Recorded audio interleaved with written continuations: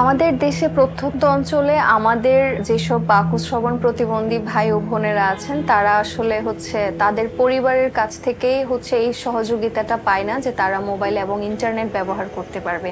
তাদের পরিবারের সচেতনতার অভাব রয়েছে, কারণ তারা মনে করে যে সে যেহেতু বাকু শ্রবণ প্রতিবন্ধী ব্যক্তি, সে মোবাইল ফোন ইউজ করে কি করবে।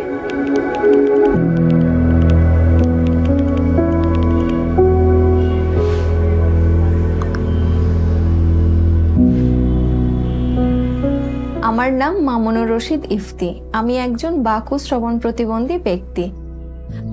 আমার বড় বোন একজন ইশারা ভাষার দোভাষী। আমার ছোট ভাইয়ের মোবাইল এবং ইন্টারনেট ব্যবহারের আগে লাইফটা অনেক বেশি কঠিন ছিল। তো 2018 সালে সে ঢাকার একটা প্রতিবন্ধী বিদ্যালয়ে পড়াশোনা করতে আসে। ও একাই ঢাকায় থাকতো হোস্টেলে। তখন ওর কাছে কোনো মোবাইল ছিল না এবং ইন্টারনেট ব্যবহার করতো না। তো যোগাযোগের ক্ষেত্রে আমরা খুবই দুশ্চিন্তায় থাকতাম যে ও কেমন আছে, স্কুলে কিভাবে আছে। অনেক সময় দেখা যেত আমরা 3-4 দিন পরে গিয়ে শুনেছি যে ও অসুস্থ ছিল। তো 2021 সালে সে তার এসএসসি পরীক্ষার পরে পরিবার থেকে তাকে মোবাইল ফোন দেওয়া হয় এবং সেটা ব্যবহারটা শিখে। আমার ছোট ভাই যখন প্রথম মোবাইল ফোন ব্যবহার করতো তখন তার একটু প্রবলেম হতো। সে অনেকগুলো অ্যাপস সম্পর্কে জানতো না যে এই অ্যাপসগুলা কি কারণে ব্যবহার করা হয়। তো সে এরপরে মোবাইল ইন্টারনেটের মাধ্যমে সে গুগল করে সেগুলা ফাইন্ড আউট করে যে কোন অ্যাপসের কাজ কি।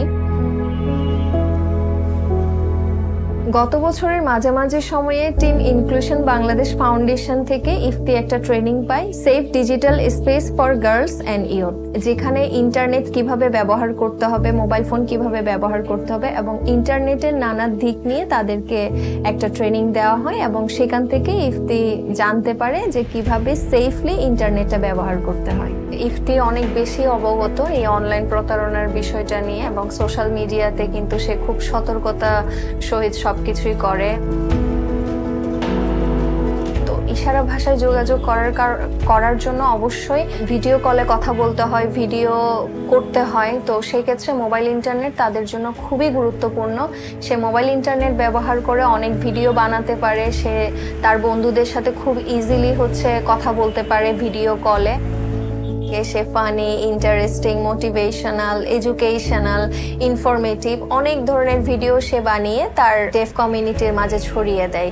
এবং সে যে অনলাইন সার্ভিসগুলা কিন্তু সে খুব ভালোভাবেই করতে পারে, যেমন ফুডপান্ডা থেকে খাবার অর্ডার খুব ইজিলি ঘরে বসে পেমেন্ট করতে পারে, এগুলো সবকিছুই করতে পারে।